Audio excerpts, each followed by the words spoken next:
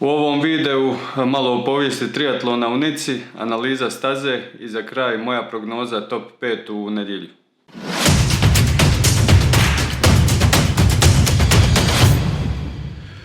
Za vikend se u Nici održava u biti svjetsko prvenstvo u Ironmanu, po drugi put da svjetsko prvenstvo nije na Havajima.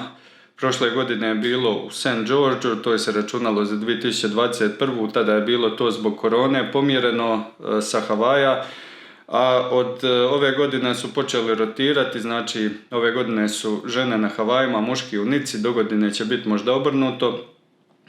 Meni se sviđa dosta taj potez Ironmana, mislim Havaji imaju nekakvu tradiciju, ali opet kad uvijek svjetsko prvenstvo održavaš na jednoj stazi, ima dosta natjecatelja kojima ta staza možda ne odgovara i koji nikad ne mogu postati svjetski prvaci, a opet ovako kad malo to rotiraš daš priliku malo širem spektru natjecatelja da i oni pokušaju postati svjetski prvaci. Doduše eto, Havaji s druge strane imaju tradiciju, ali ima ih i Nica. Prvi triatlon tamo je održan 1982. godine i ta je utrka u 80. godinama bila u rangu Havaja po prestižu. Mark Allen je tamo nastupio 10 puta, odnio 10 pobjeda, on je znači najpoznatiji natjecatelj u Nici iz tog perioda. Tako da nije da Nica nema tradiciju, samo što je malo kasnije su onda u 90-ima i u 2000-ima Havaji ipak preuzeli nekakav primat. Krenut ćemo sa plivanjem. Plivačka staza pliva se jedan krug u obliku slova M, znači rade se ovako praktički dva manja kruga.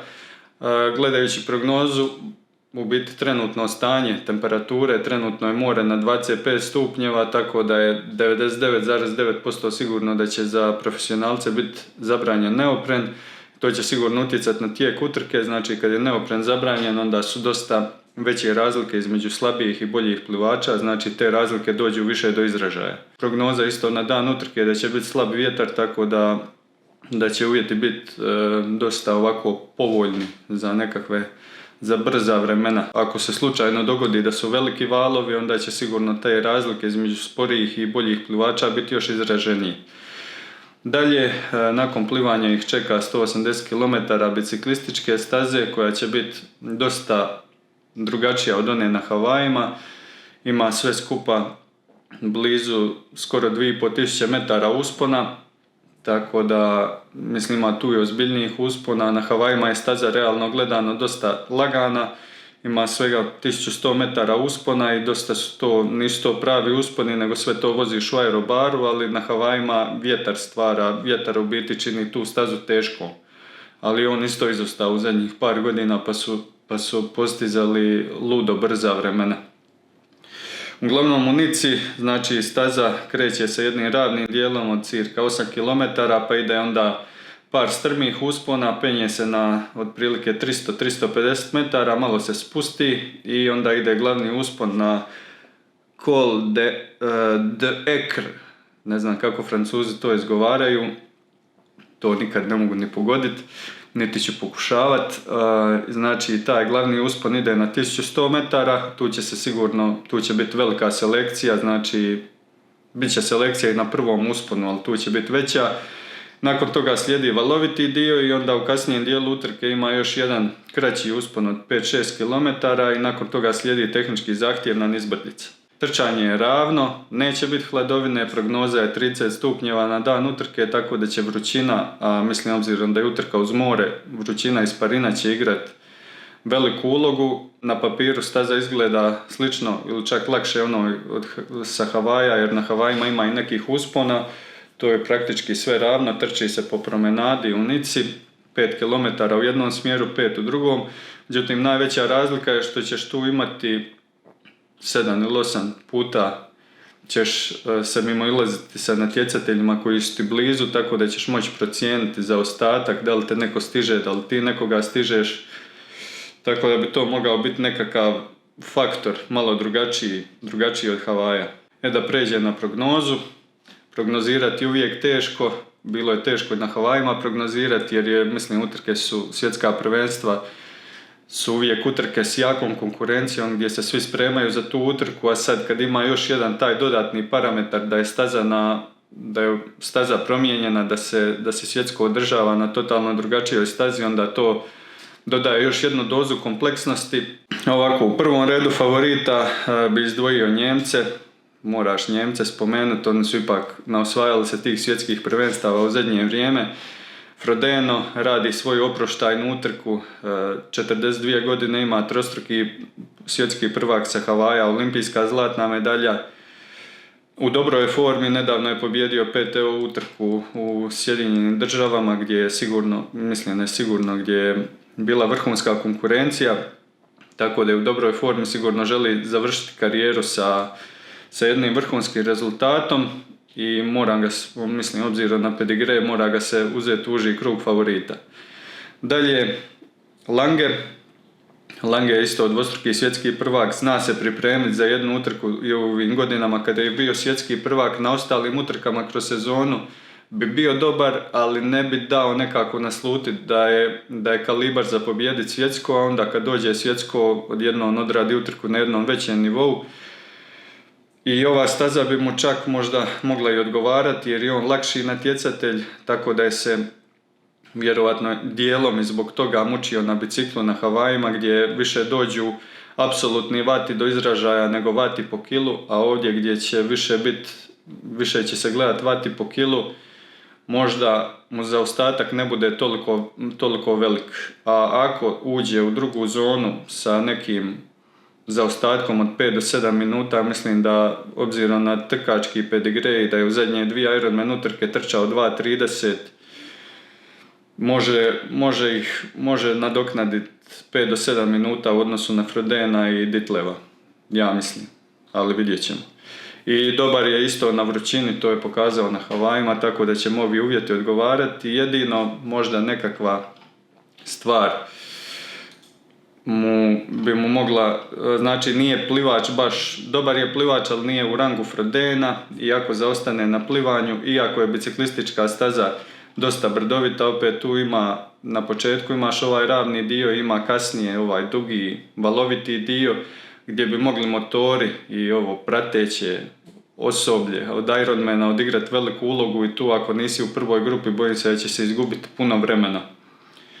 Ali evo, nadat ćemo se da motori neće utjecati previše na tijek utrke, iako su do sad, ja mislim, na svakom svjetskom prvenstvu, a neću reći odlučili pobjednika, ali u velikoj mjeri utjecali na krajnji rezultat. Dalje, Ditleva se mora spomenuti.